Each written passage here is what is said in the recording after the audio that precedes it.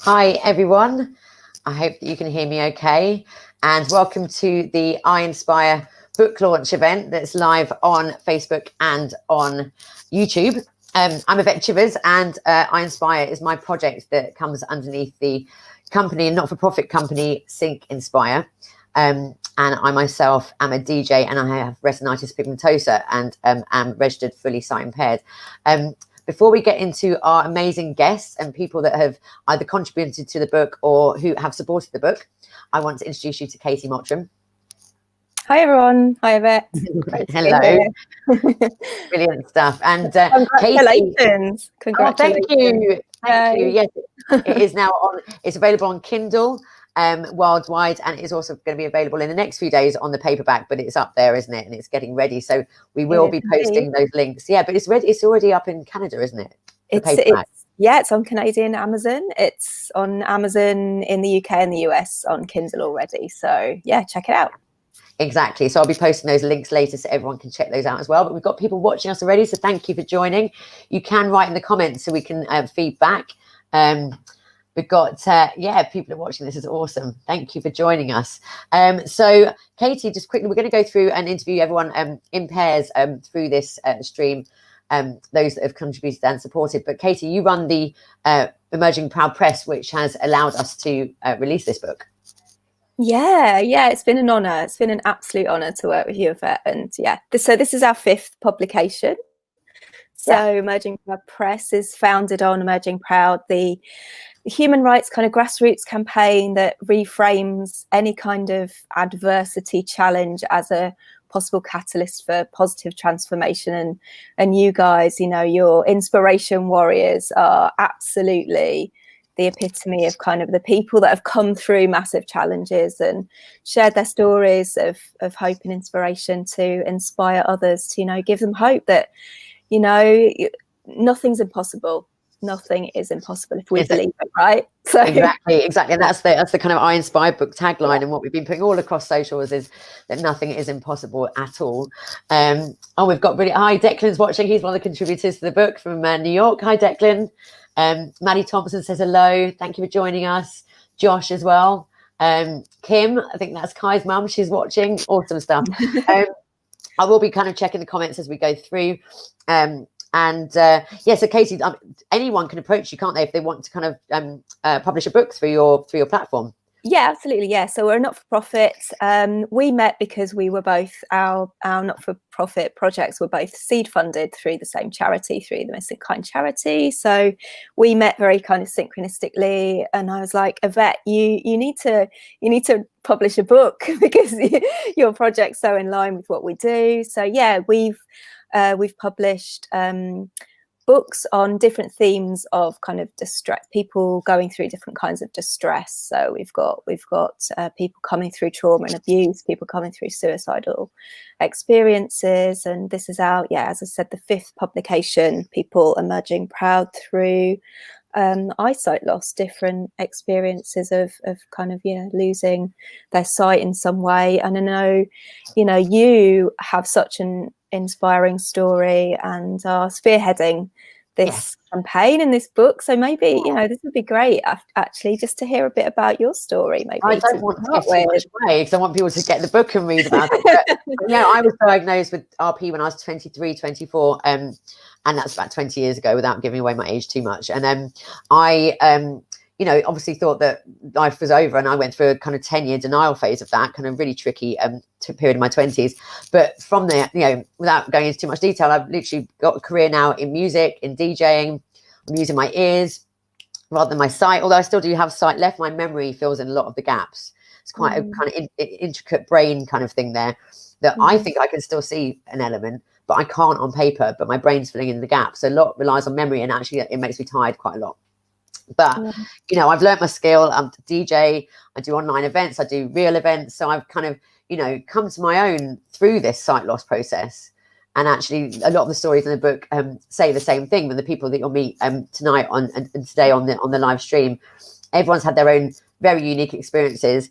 Everyone's kind of developed new skills or adapted their previous skills in their own way. But the outcome, everyone is the same, is that it is not over.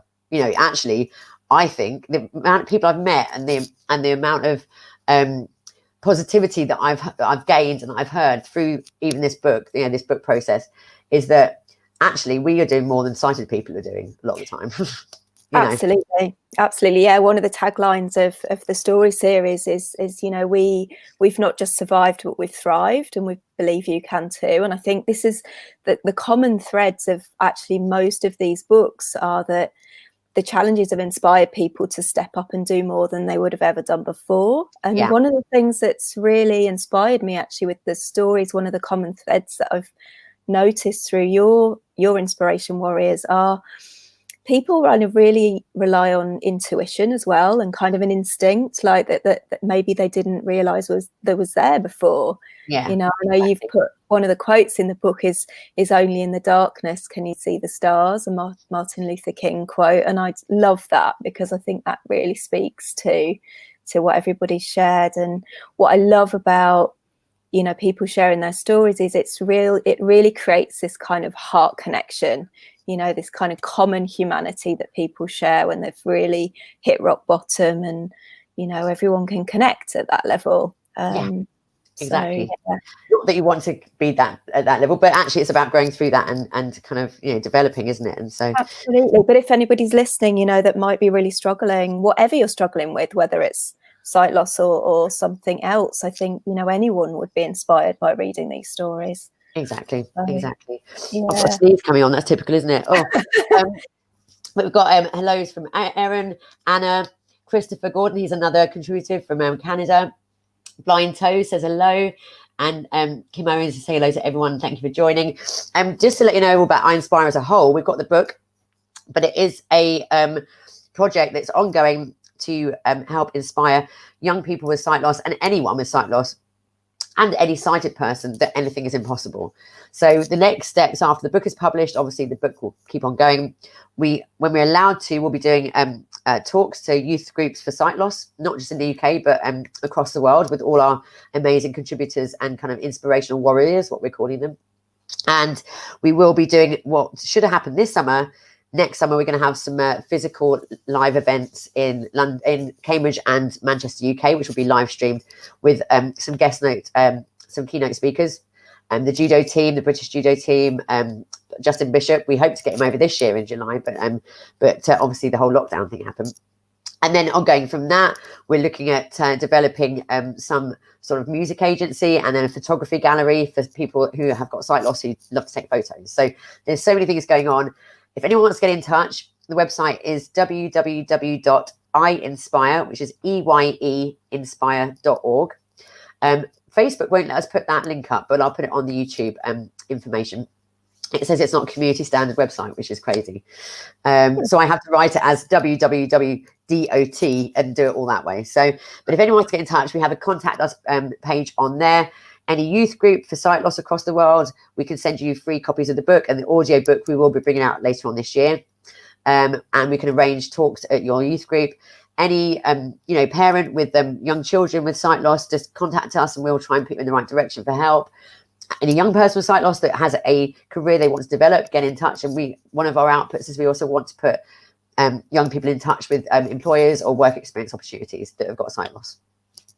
Amazing. So, yeah, that's the next plan. So, Katie, I'm going to take you out of this now. Absolutely. Have an amazing evening, everyone. Thank you. And thank you for joining us. Brilliant. Congratulations. And look forward to listening to everyone. Thank you very much. Thanks, Katie. Take care. See you later. Bye-bye. Bye. Okay, so just before I bring in the first guest, I want to show you something that's been happening today. We had a low vision challenge, and a good lot of my contacts from across the UK got involved, and they were sent glasses like this. They're Retina UK glasses. That's a charity that supports people with retinitis pigmentosa in the UK, and they kindly sent me a load of these glasses that simulate tunnel vision. And I'll go through these photos now.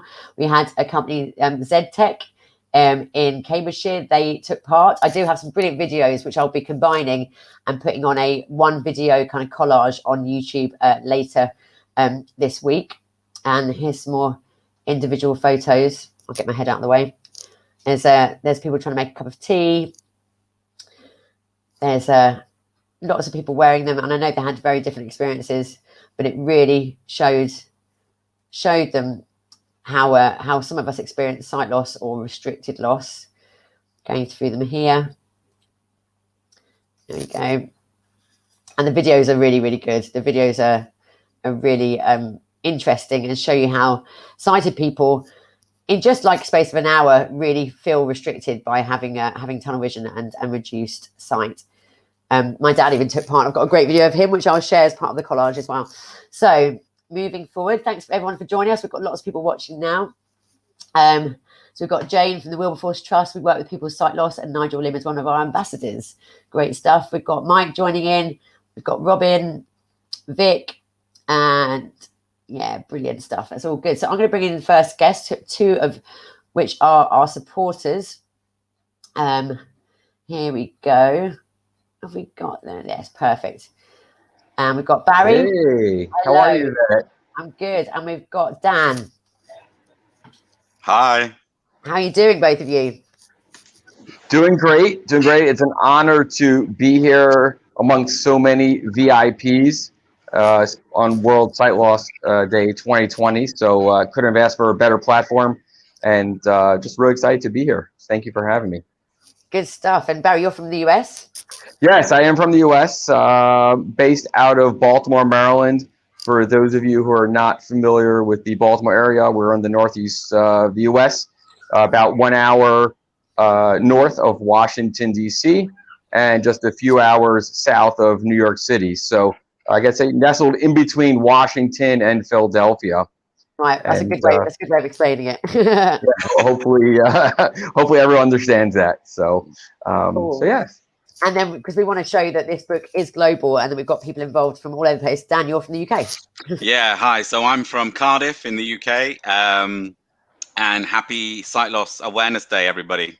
Yes, indeed. So you've written testimonials for the book, which have been included in the book, in the version and the printed version, and they'll also be included in the audio books that will be coming out later on this year as well. We will be sending the audio book for free to any sight loss youth group and any sight loss charity. So again, if anyone that's involved and anyone that's listening, just write to us from the webpage or on our social media and let us know email addresses or links of youth groups that we can send this to. Barry, you run the low vision shop. I do. I'm actually fortunate to be involved in a variety of different sight loss opportunities, if you want to call it. But yes, the Low Vision Shop is more of a recent project, which we launched a little over a year and a half ago. And it's our online platform, which caters to a wide variety of sight loss aids, of course, conditions, of course, but we pride ourselves in wearable technology, bringing the latest and greatest to the market. We've been very fortunate to develop relationships early on with a lot of the new technologies as far as the startups. I would say prior to COVID, there wouldn't be a month that would go by where we would have startups from around the world reaching out to us and sharing their latest and greatest inventions. So I've been fortunate to see a lot of incredible technology early on. We've been able to get involved as far as beta testing.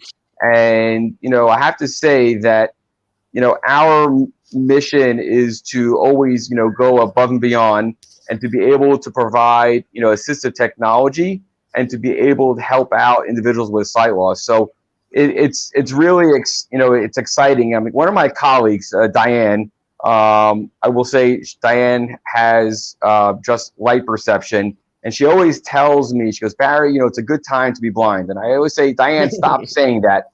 But what she means when she says that is that today there are so many options available, whether it's from low tech to high tech. There are so many options available today that a person can utilize a low vision aid to accomplish a variety of different tasks that maybe they're having difficulty with. So I want to encourage everyone that when a doctor tells you nothing more can be done, what they mean is that on a medical level, yes, there may not be a cure for RP, for macular degeneration, Stargardt's, and so on. But what they fail to say is that there are plenty of options out there to help perform routine tasks that have become too difficult with sight loss conditions. And, we're big believers as far as, getting the word out there, spreading, the awareness. I just came in contact with an individual this morning who was not familiar with what the term low vision meant. I asked him if he knew anyone that had low vision, legally blind or blindness, and he said no. And I started explaining to him the work that I do in the sight loss community, and he was just completely blown away as far as what's going on. So, today, I always say every day is World Sight Loss Day in my environment because, we need to create that awareness. We need to continue and push the boundaries, and, everyone needs to be able to go out there and push themselves. And I think, this is a great example as far as surrounding ourselves with incredible people, and it's who you surround yourself with will allow you to achieve your goals and really maximize your capabilities. So I just really can't even forget to thank you for your work that you're doing, the incredible stories that are being published in the book. Truly amazing. Everyone here is going above and beyond and not taking no for an answer. And I want to say that I had the opportunity to have Dave Steele, the blind poet, who is from Manchester, UK, and who will be on here later on. We brought Dave Steele out to the US last year for his first US book tour.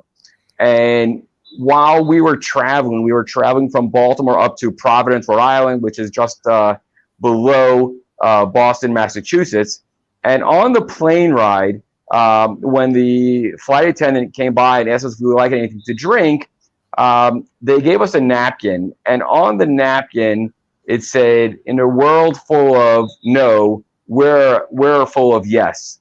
And I may not be saying it verbatim exactly correctly, but that quote from Southwest Airlines, which they put on their napkin, Dave and I quickly took a picture with a mobility cane together with that. And that's what we're all about. In my opinion, there's no such thing as no. Everything is yes. We're going to find a way to get around it, and we're going to accomplish it. So that's my word. That's my 2 cents out there for today. And I want to congratulate everyone for sharing their story and allow me to be a part of this, exciting opportunity. So thank you so much. Thank you so much, Barry, and so well said. So articulate, brilliant. But thank you for supporting it. And I know we've got some future collaborations to talk about. Yes. Definitely. So stay with us for 1 minute. And I know that also, Dan, you two kind of are aware of each other. And again, Dan, you kind of on a similar trail. You run a business that supports people with vision loss, don't you? Yeah. So I'm the founder of Visualize Training and Consultancy, and my mission is to make the UK at the moment more inclusive for blind and partially sighted people. So we do workplace assessments to make sure that people who lose their sight when they're in their job remain and retain in employment, and also do a lot of awareness training to the general public to make sure that the general public know how to guide people, know how to communicate with people, and they're not afraid to sort of, say to people, can you see that, or see you later, and all of these type of things where people sometimes are a bit afraid to interact with someone with sight loss. But once they've had some training and awareness and they've had that confidence, it's just business as usual. And that should be the service that we should want as people with sight loss. Exactly. And I know that we're going to be talking further about the aspect of I Inspire that wants to go to youth groups, talk to young people who are starting to think about their careers, but they may feel like there's lots of barriers with having sight loss, and but they've got lots of ideas and lots of energy, and I want to do this and I want to do that, and we want to be able to put them with work experience or employers to help them actually realize that they can still do everything they want to. Yeah, definitely. I mean, I remember when I was about 16 and, all my friends started to drive, and I was in a mainstream school. I didn't know anyone else with sight loss. And I think that peer support is really, really important for people, just to know that once you meet someone else with sight loss, you realize that you can do anything at all. Because if you think, well, if they can do it, I can do it. And I think that's really, really powerful. And that's why I'm supporting this I Inspire book because I think it's an amazing book that has never been done before. And it's really encouraging to see that there's lots of blind and partially sighted people out there that are doing amazing things. But this is a platform for us all to link up and know who's doing what, where, and be inspired by each other. Because at the end of the day, we all need inspiration, regardless whether you're sight impaired or you're not sight impaired. Exactly. No, well said again. We've had some brilliant comments coming through. So we've got Christopher saying amen to that. There's so many great tools out there. That was from what you were saying, Barry. And Anna says positive words. And then Anna's saying, yes, so true about making people aware of low vision to you. And then we've got Nicole saying no such thing as no. Declan, improvise, adapt, overcome. Blind Toe says so true in self-advocacy. Issues 365 says so true. And then Anna just said, absolutely, Dan. I'm getting so many good feedback comments from this, both from Facebook and YouTube. So that's brilliant. Thank you so much for talking to me, Dan and Barry, from both sides, other sides of the pond. And we'll continue to talk. Obviously, we'll put the links up on here to your two vision support companies. After the live stream, I'll put them up because otherwise I'm doing too much. Trying to produce and talk because, like, I can multitask, but I'm not that good. So you are that good. Thank you so much for joining us, both of you. And thank you. And we'll speak to you. Thank you. Keep up the great work and congratulations on this wonderful accomplishment. Yeah, congratulations. And I just want to say, you may not have sight, but people have still got vision, and I think hold that fort. I want to say, Dan, you say such an important piece there. When we formed our sight loss support group a little over a year ago, we were coming up with different names, and the question was, is it vision support, all that stuff, and we said no, it's a sight loss because everyone still has their vision. You can't take away a person's vision. Yeah. So, amen. So perfect. Okay, both of you have a lovely. Very good. Take care. Cheers. So much. Bye. Cheers. Take it easy. Bye-bye. Bye. So that was Dan and Barry from either side of the pond, one in America and one in the UK. I'm now going to add Kai into the live stream, as well as Alice Cadman. So here we go. Kai, hello. Hey, how's it going? Good. And Alice is in. Hello. So we've got two sides of the pond. We have Kai in the US and Alice is in the UK. Kai, it's amazing what you do. I mean, you're one of the youngest contributors in our book, but nevertheless, you've kind of achieved ridiculous things. Can you explain to everyone what you do, or actually what your sight loss issue is, and then what you do? Yeah, so I have autoimmune retinopathy. I was originally diagnosed with retinitis pigmentosa, but that got changed earlier this year. So I am a board sports, extreme sports, and musician. Wow. So I do a lot of skimboarding, surfing, skateboarding, but I'm also a drummer and focus a lot on like metal music and that kind of stuff. Blimey, you do a lot. Did you, when were you, and just to let everyone know, so Kai and Alice and everyone from now on in this live stream are contributors to the book, so you can read their full story in the book once you get it, either on Kindle or the published printed copy. But Kai, when were you when did you start losing your sight? Was it from a really young age? Yeah, so I started losing my sight around age 9 or 10. From that point, once we figured out kind of at least a general idea of what it was, I started getting training with like Braille and assistive technology and cane usage. So now, I'm pretty much completely independent. I get all my materials in Braille. I'm still in high school currently. I'm 18. So hopefully if this COVID stuff passes, I'll be going to college next year. Yes, exactly. I think everyone's just dying for it to like getting past because everything's kind of stopped. But how did you with your interest and your passions, especially the skateboarding, surfing? Did you have that before you started losing your sight, or did you learn afterwards? Yeah, so when I started with skateboarding and skimboarding. Those were my first two sports, and I started learning those actually when I was like 3 or 4 years old. Wow. Still totally sighted. We had a little like skate park set up in our basement, so I started skating at like age 3. Wow. And then skimboarding on occasional beach trips at like age 4. And then after that, pretty much all of the other sports I've done after my sight loss. So I learned surfing about 2 years ago, and I learned how to snowboard actually a few months ago. So I yeah, mean, I find because I snowboard and I have surfed. I'm not a surfer. I've kind of had lessons, but with snowboarding, I don't think it's kind of transferable because I can snowboard, but I cannot skateboard at all. yeah, it's definitely a lot different. I mean, snowboarding, you obviously have like occasional like cliffs and trees to worry about, but for the most part, it's pretty open. You just kind of go down the hill.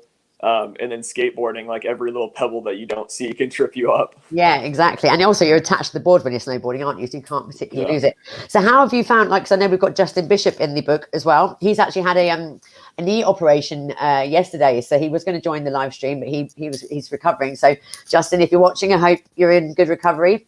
So he uses his cane when he skateboards. Is that what you do as well? Yes, that's I do that as well.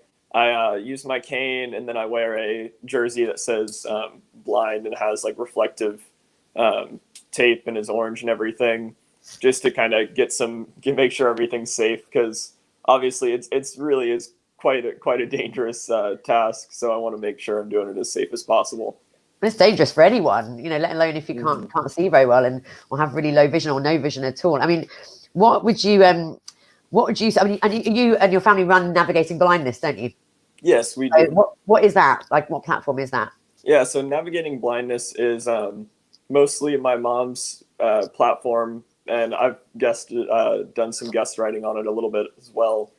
But it's a blog where we share kind of our just our story through sight loss, and we also share other people's stories on it, and kind of just try to get awareness up, and especially help parents of people with visual impairments to get through all the struggles that you can have at the beginning stages, especially. Cool. And you have platforms. You're on Instagram with that, and on Facebook as well, isn't it? So people can reach out that way. Yes, definitely. Yeah. Super. And keep on the stream, Kai, because I'm going to go to Alice, and then we'll ask people. We could see if anyone wants to ask you a question each from the people watching. So Alice, you're from the UK. I am. Yeah, I'm in London, West London. Brilliant stuff. And we got in touch, I think it was from Instagram, wasn't it? Or was it Instagram? Yeah, I think so. So Instagram seems to work really well for this project. But you do an amazing thing. You're a teacher. Is that right? Yeah, so I'm a music teacher. So I run a primary school music organisation called Sing Education, based in London. So we source and train music teachers and place them in school, and write resources that they deliver in school. And little did I know when I started a company that actually that this was all going to happen. I didn't know when I started it that I was going to have sight loss, or it was kind of around the same time that it happened. So actually, I realised running a company is kind of a great job for somebody with sight loss, because you've got lots of those challenges that you face. It helps a little bit. Yeah, and because when you run a company, you kind of learn to delegate more, don't you? I think. You try to. You try to, exactly. So is your service and the music teaching kind of organisation, is that specifically for sight loss, or is it for anyone? Like, no, we work across all mainstream primary schools, but we do work. Actually, today I started working with 3 new blind children, teaching them piano and singing today, and I've for a little while been teaching a little girl who's blind as well. So that is certainly part of it, and I'd love to do more. It's brilliant. That's amazing stuff. That's so good. And what condition have you got, and when did you start losing your sight? So I have it's called Stargardt's disease, and it's a juvenile form of macular degeneration. So macular degeneration is really well known, but Stargardt's is not. It's very rare. So for me, it happened. For lots of people who get Stargardt's, they get it in childhood, usually teenage years, or 10 or 11 or something like that. For me, I was 22. So for me, it happened during university.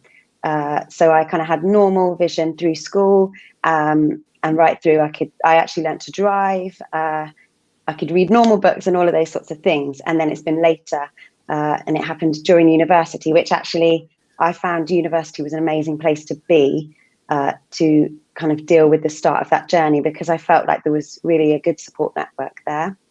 Yeah, I think you can't really relate. Everyone's stories are different, especially in this book. There's so many different different types of sight loss. There's so many different ways that people have progressed through it. but we're very similar because I was 23 and I had, I drove, I had all those things beforehand. And I think, you think, oh, is it harder to do that? You can never know what's harder or what's not harder, whether it's to lose your sight younger or, or later. It's one of those things. It's very individual, but once you start finding people like this, have similar experiences, it becomes a lot easier, doesn't it? Yeah, certainly. Yeah, one of the first people I met, the first person I met with sight loss was actually my tutor at university. And she had a very similar eye condition to me, not the same, but similar, and had got it much older than me. And it was so inspiring to just have somebody to talk to, someone who was having an amazing career as a professor at a music college. She just spoke so much life into me and was able to just tell me about the challenges as well, to be really real with me. She was really honest about the challenges, about what people might say, about what people might, the limitations people might put on you. And actually having that spoken over me at such an early stage was really helpful. Yes, exactly. Kind of like, positivity, but in a very, with realism, yeah. Yes, yeah, certainly. Yeah. Cool. Well, I'm going to ask, has anyone got any questions for Kai and Alice? I'm going to see if you want to quickly pop a question in so that I can ask either of them. Got lots of positive messages coming through. Kim saying, Alice, I love your IG. Oh, thank you. Let's have a look. And Vicky saying, great discussion for understanding and practical actions. That's awesome. I tell you what we'll do is we'll go to the next. Oh, here we go. There we go. Jane and Carter said that's the value of a mentor. Yes, exactly. We've all got to have those mentors. Yeah. Perfect. I think it's more comments and questions coming through, but that's awesome. And I can't thank you both enough for being part of the book. Yes, thank you for asking. Yeah. And going forward, we'll be keeping in touch and to keep the momentum of this kind of network that we're building going forward. Yeah, that sounds great. Thanks so much for having us, and congratulations on your book. Awesome. Congratulations on you being in it. Thank you. Nice one. Okay, thank you very much. Alice. Take care. See you. Bye-bye. Okay, so brilliant stories from Alice and Kai are in the book, and you just heard from them there as well. And they're going to be they are inspiring so many other people by what they're doing themselves, and then by being part of this network as well. I can see that Jono has joined us from Australia now. So Jono, I know you can't, I can't hear you, but we'll get you in very, very soon. I'm going to bring in 2 more people now that have been patiently waiting. We have Nicole and we have Dave. So, hi, Nicole. Hello. Hello, and Dave, hi. Hey, how you doing? Good to see you. I'm good. And you. And again, we've got, and Latchy's just joined in the green room. So I know I can't hear you, Latchy, but I can see you. Nicole, again, we're doing both sides of the pond. We've got Nicole in America and we've got Dave in the UK. So Nicole, do you want to let people know where you are based and what condition you have and what you do? Okay, so my name is Nicole. I was born with Leber's congenital amaurosis, or LCA, which is a degenerative eye disorder. And so, I was born with it. I was able to see a decent amount until I was about 17 or 18, and then it just went downhill from there. So now I can pretty much see light, some shapes and shadows, but not very much more than that. I am a college student. I just got my bachelor's degree in nutrition and food science. Wow. And I am a returning student. I'm going back to get my certification in dietetics so I could be a dietitian. And on top of that, I am a YouTuber. I embroider on the side. And I am currently working with a company to make chemistry more accessible for blind and visually impaired students. That's just incredible. Where's the list going to end, Nicole? That's amazing. I know. I wonder the same thing sometimes. You have that elevator pitch to a T. It wasn't even like a stutter in there. That was awesome.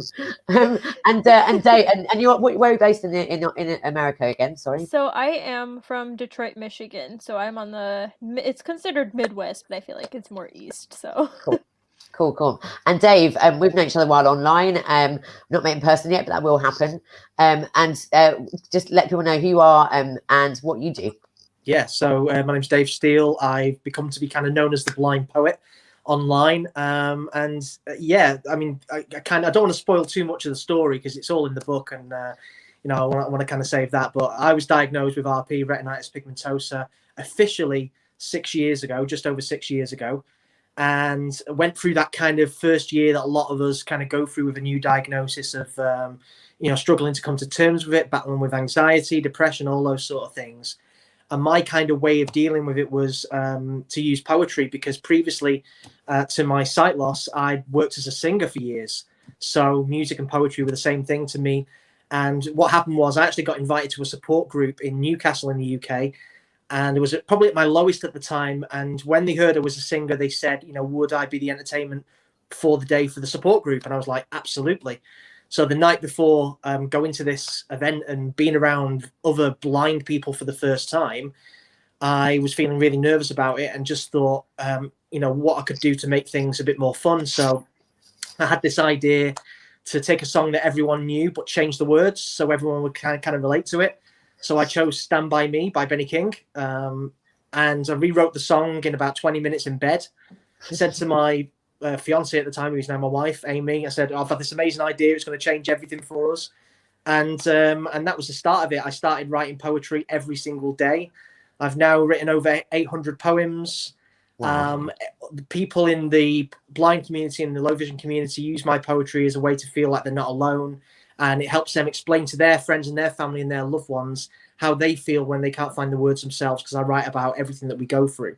I've written 3 books now after that first song, Stand By Me RP, volumes 1, 2, and 3, which have been the #1 poetry release in America and Australia. And I speak at events all over the world and get to do amazing things. And it's all about the same thing that this book is about, which is about helping people and connecting people and supporting people through any means possible. Exactly. Well said. And of course, you've done a tour over in America with Barry, which we heard about earlier on. Yeah. But this is the thing, I kind of want to ask you both questions, but I don't want to give the book away because the book kind of really does. I mean, the stories are incredibly written. They're so heartfelt. And Nicole, your story in there, to achieve what you've achieved, to actually kind of get your diet. I mean, to get your dietitian, all those qualifications, what area are you going to work in? Are you going to kind of work in specifically sight loss areas, or are you going to try and enable people to understand if they want a dietitian, they can still use you even though you've got sight loss? Right. I mean, like, did you want me to actually answer that?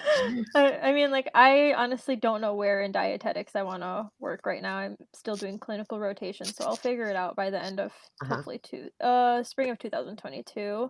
Okay. But yeah, it's a long journey. yeah, no, of course. I mean, I guess to be more kind of direct with the question, with any job or any kind of career you want to get into, do you find that you have to persuade people that you're just as good as your peers at the job?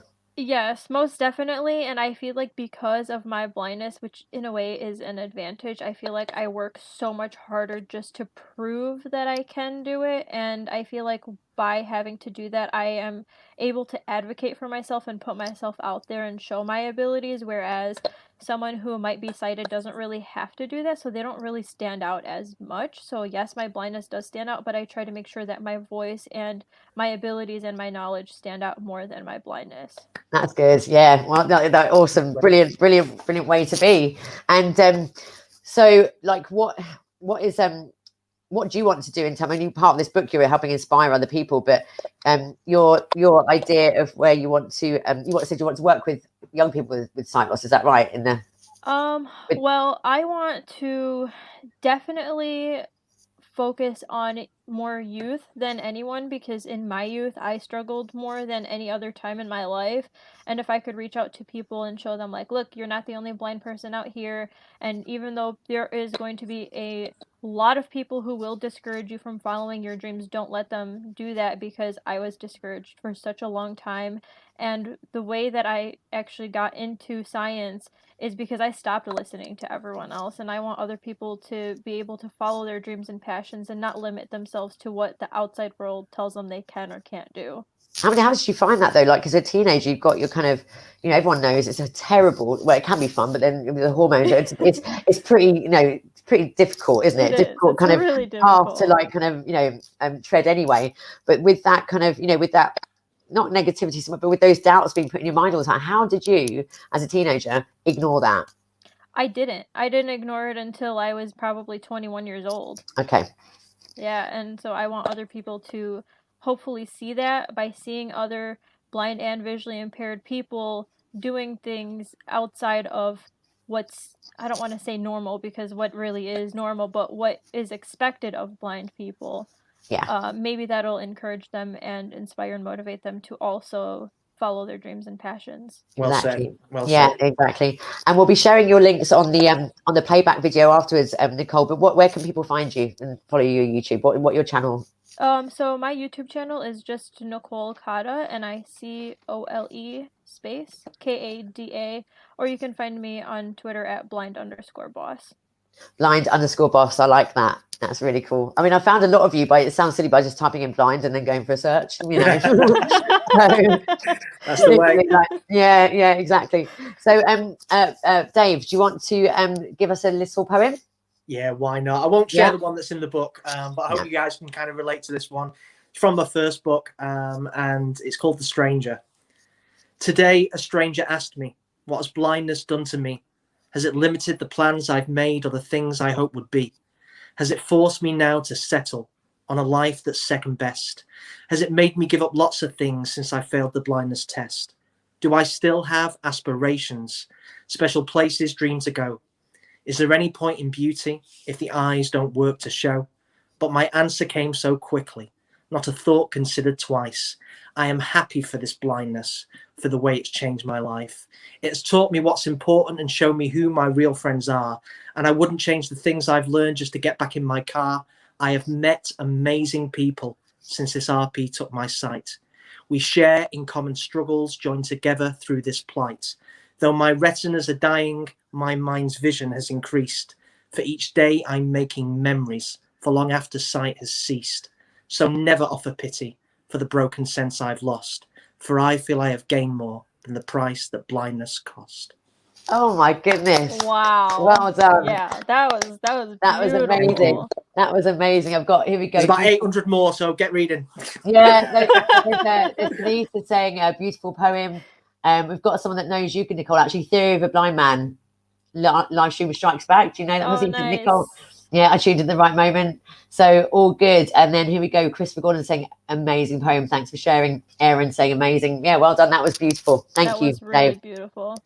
And thank you both for being part of the book. And obviously, we're going to be making sure that we, as a network and as a group, do what I Inspire intends to do and go out there when we're allowed to actually physically go out there and actually meet people and inspire them even more.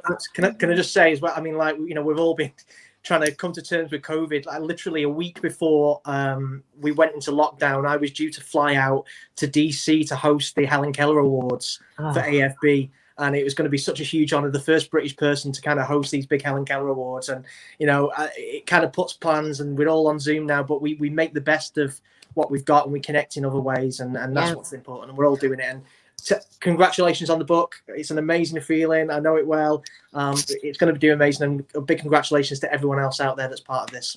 Perfect. And funny enough, Helen Keller's, we've got a quote of her of that in the book, so that's a good link there as well. So perfect. Nicole and Dave, thank you so much for joining me. Thank you so much for having us, and congratulations. Yeah, well, and you too. We're all part of it, so it's all good. No, thank you, and thank you for everyone that's been watching so far. And I'll bring the next two guests in. Thank you both. All right, have a lovely day. And you. Oops, here we go. We've got Nigel and we have James. Welcome. Hello. So you're both from the UK. It's the first kind of pairing chat we're going to have both from the UK, which is all good.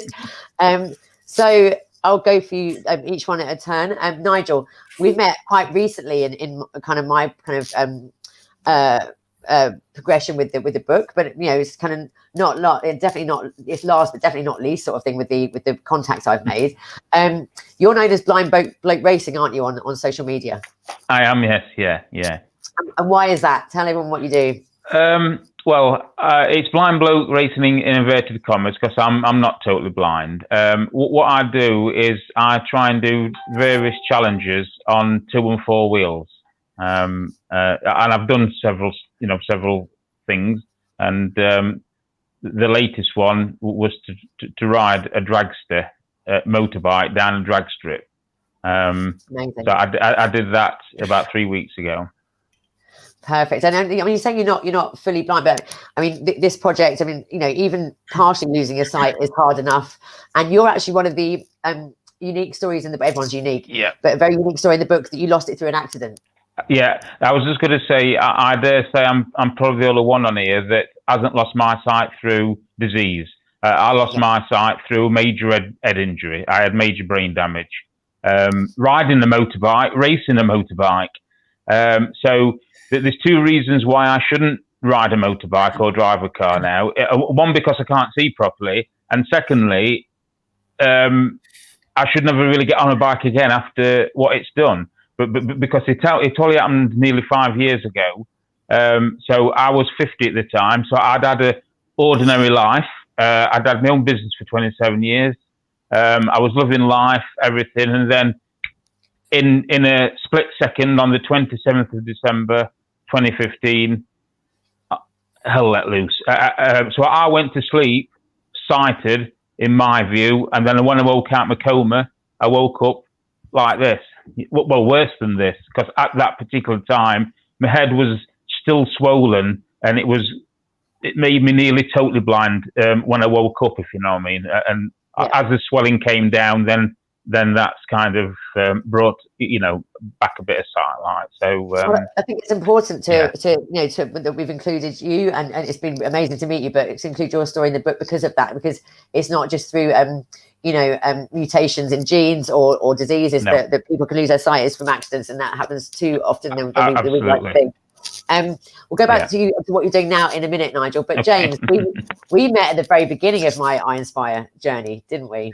Yes, we did, and I was very lucky to get involved so quickly. And I'm initially talking about setting up in all different sets of ways, and with my business background, we were very keen to help give as much advice as I could to get ourselves set up and reach out as far as we've now been able to, which still astounds me how far things have progressed since the Down in the Dark experience we did. That's right. We did it in Cambridge 2 years ago. So I Inspire was an idea. It wasn't a kind of official project at that point, but now it's under Think Inspire, which is a not-for-profit company.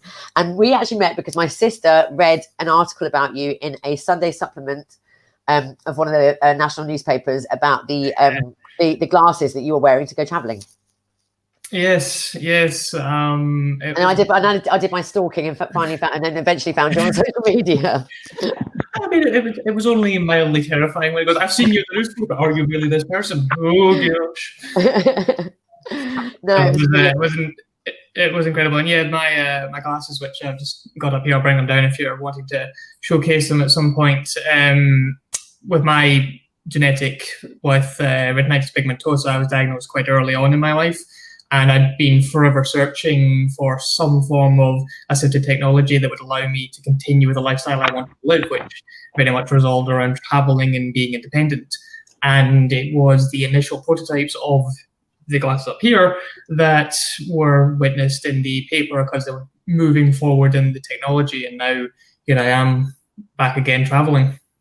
It's amazing. I mean, that was what astounded me. I think you're one of the first people I met when I really kind of started to disclose about my eyesight disorder to the world, as well as what I promote about the music stuff. You're one of the first people I met, and it's just like, I love traveling, and you just really inspired me that nothing needs to stop, and then of course with your business work, everything you did, I was just like, right, I need this chap on board. I was really invested the second you said it, because I was, even before you go into anything like Retina UK or the Royal National Institute for the Blind and Visually Impaired, I was wanting to find ways to help people and inspire people. And when you came forward with the idea of being an inspiration warrior, I just thought that'd be absolutely perfect. And when you managed to get the blind poet involved, I'm like, this is incredible. Like, you never know, I might through this organization be like the blind poet someday. Yes, exactly. So back to you, Nigel. What are you doing now? Like, I mean, obviously, everyone can read the stories and full about the kind of, it has been a terrible journey for everyone in their own way. But what kind of positivity are you bringing to yourself and to others now? Well, to myself, I'm just moving forward because just to quickly fall back. As I say, I had an ordinary life for so long, and a lovely life. I enjoyed everything I did. When I lost that, which I did at that specific time, I wanted to commit suicide, which I've never been that person ever. I've always been a level-headed person and never been depressed, no nothing. never suffered from anxiety, but that forced me into that situation. Sure. And anxiety and the thought of committing suicide has totally gone now and went a few years ago. I thankfully say, but I still suffer from anxiety. You have to ride a motorbike at 75 miles an hour, you know, on a drag strip. It's just crazy how anxiety can change from not wanting to go in a shop with a mask on, and because you can't touch the item to see what you're buying. I get anxiety about that. Yeah, I can sit on a motorbike and prepare myself to go down a drag strip as fast as I possibly can. It's weird. Yeah, that's what you feel comfortable with, though, isn't it? Yeah, that's right. So I want to try and, you know, put to people that, you know, we can overcome things. My life is never going to be the same as it was. And I have to say, I would dearly love my life back, you know, what I was. I have to say that.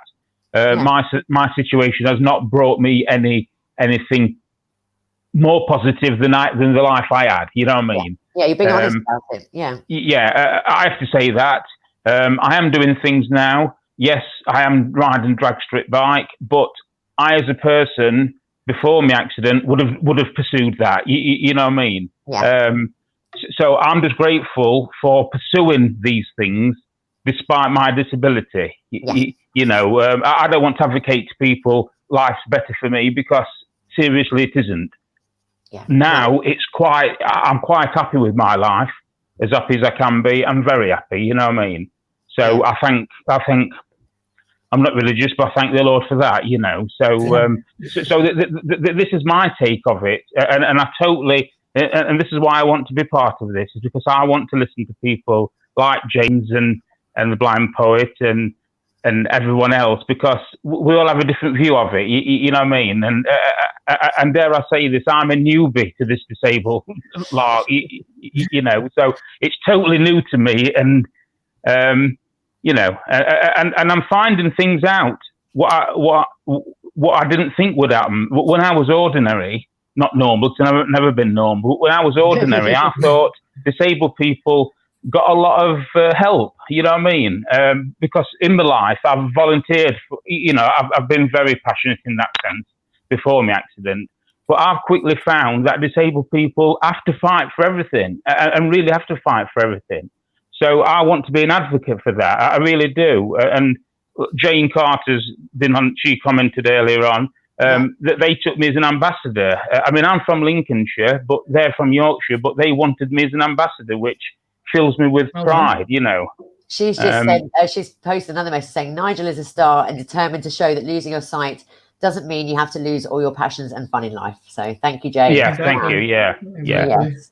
And then Christopher is also saying, thank you for speaking your truth, Nigel. So, you know, people are appreciating it, and everyone's saying thank you for your honest words. So, you know. Thank you. Yeah, thank you. Yeah. So, no, it's great to have you on board, Nigel. Thank you so much. Yeah, if I can just say, obviously, I have a YouTube channel, which anybody wants to look at, is Nigel Blind Bloke Racing. I have an Instagram page, which is Blind Bloke Racing. And can I just say this one quickly? Before my accident, I was a semi-pro photographer.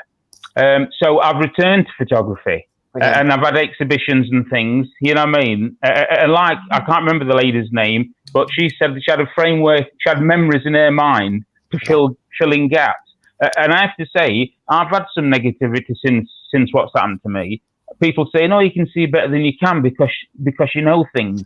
And I try to explain, it's like when you're at school, the what fell off the tree? Well, it was the apple, weren't it? You know what I mean? So I've got this framework of 50 years in here, and I make assumptions, and 90% of them assumptions are correct.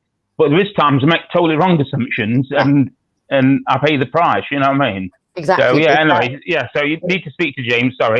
No, it's all right. No, but you're right, though. It was actually me that said, I'm using a lot of my memory bank, but that's exactly what happens, you know, and because you've had all that sight, and so you assume you can still see more than you can, but no. Absolutely. We will share your links on the playback video as well, both on YouTube and on Facebook.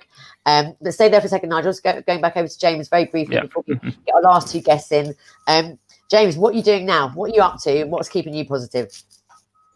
Well, my biggest positivities are hopefully, I say hopefully, with the end of the coronavirus and the lockdowns, I had ambitions to be interrailing around Europe all through the summer, and was potentially being back in my homestead by the end of the summer, coming into about this time period. I planned to visit.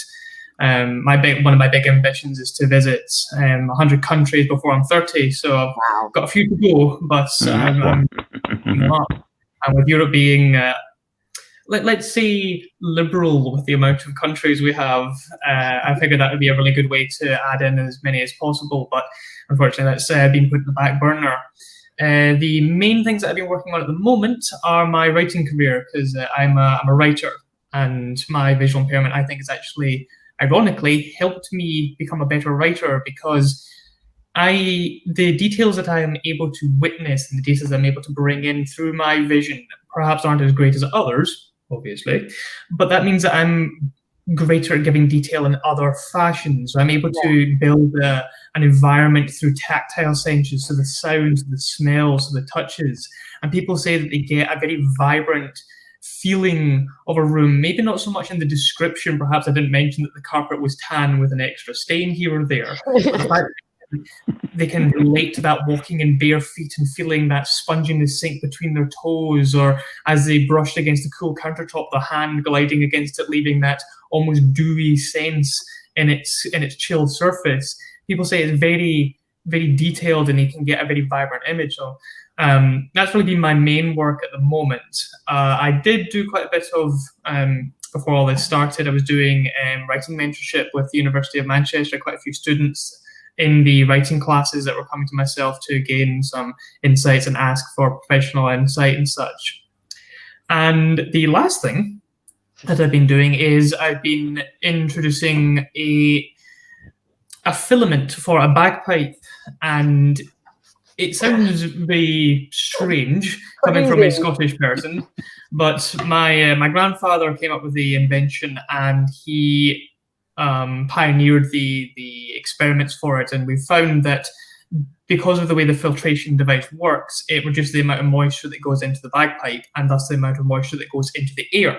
Now, I don't know if people are aware of this, but in Scotland currently there's a ban on playing instruments, especially wind instruments, because it could be linked to the spread of coronavirus.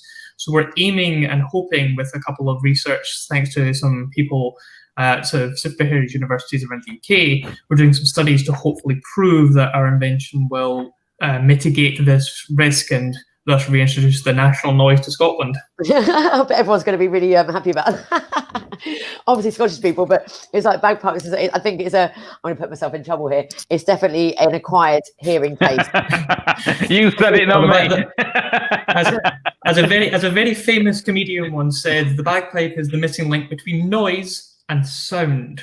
Very good. Well, it's awesome to hear what you're doing at the moment, James. And where can people follow you and follow your travels?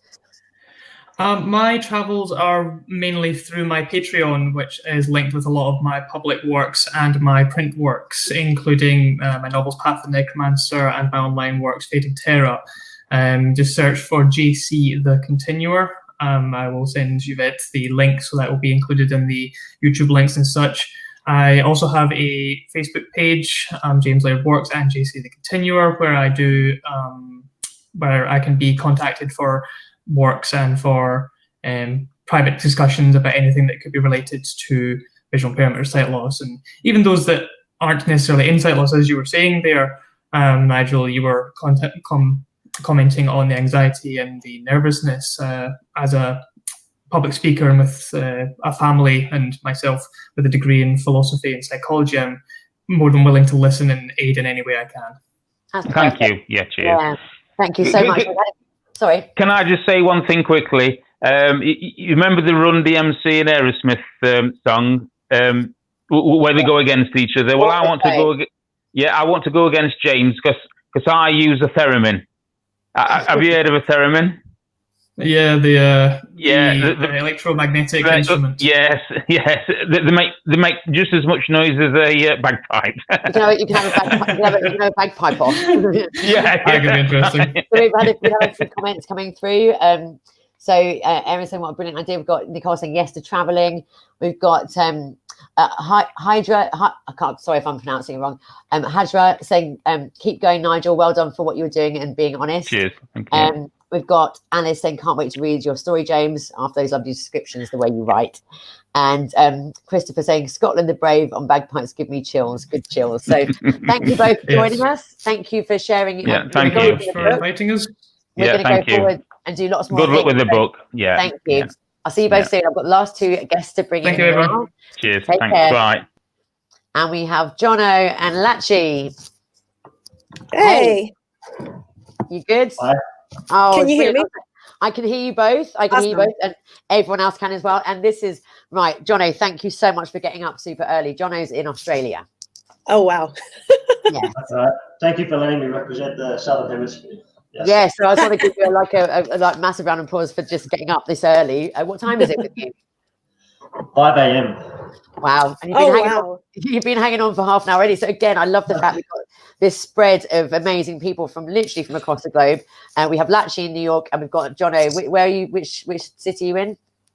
Me or Jono. him? Yeah, Jono. I'm in Wollongong, which is about a 1 hour drive south of Sydney. Right, south of Sydney. So we have Sydney and New York. It's amazing. It's amazing. So thank you for coming on board with this live stream and the book launch. You've both got amazing stories in the book, which we don't want to give too much away on. Right. But Jono, I'll ask you first, like what what is your eye condition and how did it develop when you were younger? So I have a condition called Usher syndrome, and basically that means I have two disabilities, which is the vision loss and I'm also hearing impaired. And they're linked together to be the one genetic condition. The vision impairment side of things is retinitis pigmentosa, and the hearing side of things is it's like a slight to moderate hearing loss. So I do wear hearing aids, but I can hear without them. Yes. I was diagnosed when I was about 15 with the condition, and but I knew from about age 3 or 4 that I was hearing impaired and had wore hearing aids from that age. So that's going 23 years ago now that I was diagnosed with the vision impairment side of things. So yeah, a lot's changed in that time. Yes, indeed, and a lot of people in this group actually in the book have got RP, but not everyone. I think maybe that's because of I've got it, and that's who I kind of knew initially. But it's such a progressive thing, isn't it? You have to constantly adapt. But then with that, I've seen the more you've adapted, Jono, the better you've got at what you're doing as well. Do you know what I mean? So it's like a two-edged sword, isn't it? Yeah. I guess with anything in life, right? The more you do it, the more practice you get, the better you get at it. But I guess as everyone would relate with RP, that's not stable. It's constantly at different rates for everyone is slowly deteriorating. So you're always having to adapt and readapt and get used to new environments and it's always a challenge. Exactly. And Lachi, how about you? What's your condition and how did it first kind of come into your life as such? So I was born with a condition called coloboma, and it's very rare. I'm not part of the fun RP crew, sadly enough, but it's basically my retina didn't fully develop when I was before I was born. And at the same time, later in life, I got a disease called keratoconus, which means my corneas became football shaped and they became so wide that they blew up and now they're just splattered. Wow. So I just have a big war zone going on in my eyes. But I've always had eye problems since birth. So, and my eyesight was always bad and didn't deteriorate to worse until after college. And so now my eyesight is starting to deteriorate worse than it was. However, I mean, as you guys know, like once you start to flex that muscle of learning how to always adapt, it becomes easier to constantly adapt to the changes. And so that's just always kind of been my way. But my parents didn't really raise me as a person with a visual impairment. They just threw me in public school. I didn't really take advantage enough of a lot of the state help until I really just kind of did it myself when I was in a university. But so I didn't really know many other blind folks until a lot later in life. Yeah. Well, I mean, I suppose you can see it as a good thing and a bad thing. It's good to, like everyone's been saying, the peer support is invaluable. But then also you've got to continue living a normal life in inverted commas and not kind of focus on it too much. God, I've used focus is a stupid pun, isn't it? Kind of not kind of focus on it too much. Otherwise, you're going to put yourself in too much of a little bubble, So, right, Jono, again, don't want to give away so much of your story in the book's epic, by the way. Like I kind of, it made me cry when I read it. But so what are you doing now? Like what have you achieved now that you're so proud of, and that you haven't let your eyesight and your ushers and your hearing kind of loss get in the way? What am I doing now? Yeah. Well, I'm a professional triathlete, and I race against other vision impaired triathletes around the world, and it's a Paralympic sport. Well, it's supposed to be. We're not competing this year, unfortunately. So the Paralympic Games are postponed until next year. And yeah, so when I race with a guide, a sighted guide, and we swim together, we jump on a tandem bike together, and then we run together as well. And that's the race. So that's mainly what my life revolves around, is triathlon. So this year with COVID, it's been, as it has been for everyone in the world, it's been a weird year. In terms of triathlon racing, I haven't raced since end of February, which is when I obviously kicked off over here in Australia anyway. So it's been a different year, not having, but normally I'd be traveling around the world racing in different countries every month, and it's been a very different year. So we've had to readapt and work on some different things and find some new challenges and goals within the space that we're in. Yeah, because I mean, like the one thing I know that we're quite similar with this is that we kind of not forget about our eyesight loss or issues, but we keep ourselves very busy and we keep on challenging ourselves over and over again. And I think that is a kind of positive symptom of what we have. But I'm going stir crazy right now, literally. I'm going so crazy. So how have you? So Jono, both of you, but Jono first. What have you been doing to stop yourself from going stir crazy and to keep that active mind active and not from going under? I've even pre-COVID, I always had different outlets or different things outside of triathlon that I had that were other life goals or other projects, because I knew that triathlon was not going to be forever. So I was always going to retire at some point. So, and I think that coming into sport as a mature age person, rather than coming into sport as a junior, but as a young person, I've got a career, I've got a degree, I've got other projects, so I know that those things are important. So those things I've been able to continue doing those during COVID. I've found a few new hobbies, as a lot of people have as well in lockdown. But I've got a lot of things that are keeping me going outside of triathlon, so that I'm not so focused on one thing. And when that thing that you do all the time is not happening the way that it normally does, that I'm not going to go stir crazy like you say. Yeah. Okay. And I'm really hoping that the Paralympics goes ahead, while the Olympics and the Paralympics goes ahead next year, so you actually have that kind of continue your focus on it. And Latchy, how have you been? Because obviously you're a musician, singer, producer, love to perform live. How are you dealing with that kind of lack of your main passion happening? Well, I haven't really suffered too much of a lack of my constant sort of, because in my apartment here in Manhattan, I have my recording studio here in the basement. So even before COVID, I was doing a lot of remote work. So people would fly me stems, or I would remotely, they would fly me a track and I would work remotely or things like that. And it's been great, actually, to adapt to doing live concerts via things like Zoom. And we bought a bunch of gear and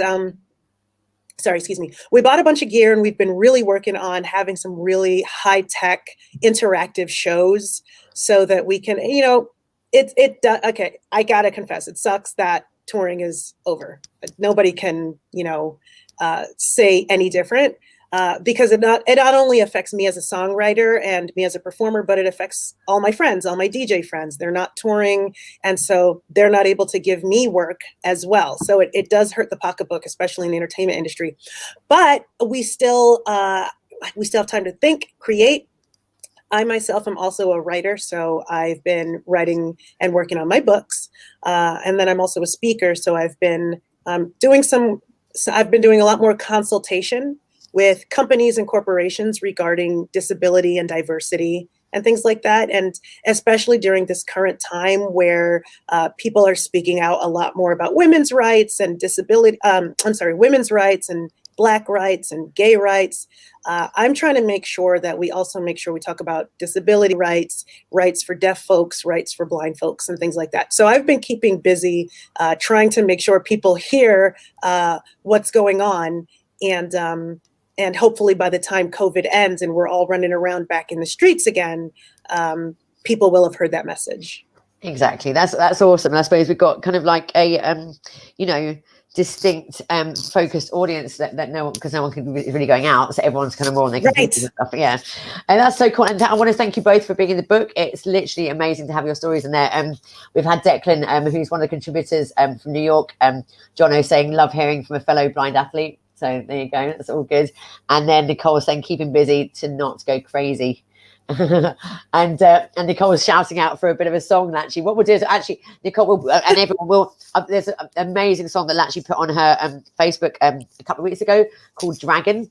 Is that the one? Oh, I absolutely loved it. So I'll post that because it's one of my recent favorites, and then we'll share one of Latchy's some of her songs. Thank you, Yvette. You're the best. Yeah, no. Jono, what would you've got your own page for your athlete kind of work, haven't you? Yeah, I'm on Instagram and Facebook, so you can just search my name and that'll show up my account. Exactly. There's not much action at the moment because there's no racing. But I think in terms of like young people who have got a aspiration, young people with sight loss who've got an aspiration to do any sport, whether it's your sport in triathlon, or we've got 2 skateboarders in the book, we've got 2 judo athletes in the book. Any young person who's got aspirations to be a sporting person, like professionally, go check out Jono's Instagram and his Facebook. And then similarly with Latchy, just check out music. One, it'll make you feel good, and secondly, it would inspire you, and thirdly, it would just as an inspiration tool for young people again, or anyone with sight loss, you can achieve your dreams. I mean, you're doing so much, Latchy. So you both are. You both are. But no, the book is out now. I'm going to put the links up afterwards. And I'm just amazed that we've got people literally from all over the globe, as part of the book. And thank you for being part of it, you two. Well, I just want to thank you for having me as part of it. And you yourself are doing amazing things. And I'm really grateful to be a part of this story. And I've met amazing people just through your book. And I want to get to meet, I want to get to know I'm going to make sure I get to know everybody else in the book. You're just amazing, Yvette. And I'm really grateful. And this book's going to really inspire a lot of people. Thank you. I second that. Yeah, and Yvette, we've known each other for 10 years now, and I know even back then when we met, you were talking about this project, and I inspire. So I'm so excited to be a part of it, and congratulations on getting it to this point. I know you put a lot of hard work into it. Thank you. And we'll go forward, like I said, with the inspiration warriors that want to. The next stage, when we're allowed to, is to reach out to youth groups near you. I know, Jono, you're a great advocate for that and like inspiring young people, and actually too. So it's kind of just like this spider is going to just spread out further. So it's great. Perfect. No, thank you for joining me. See you later. Take care. Bye-bye. So that's all our guests for this evening's event. Thank you so much for joining us all. To you who are watching live, and for those that watch afterwards, thank you for watching as well. All your comments have been really inspiring to the people that have been part of this live stream. I Inspire book is out now, and we're going to keep on reaching out to people with sight loss, young people with sight loss, but also the general public. If you're feeling down, or if you're having a hard time, especially during these COVID times, and lack of sociability, lack of going out, lack of being able to do what you want to do, just from this book, or even just from this live stream, take inspiration that nothing is impossible, because you can achieve anything.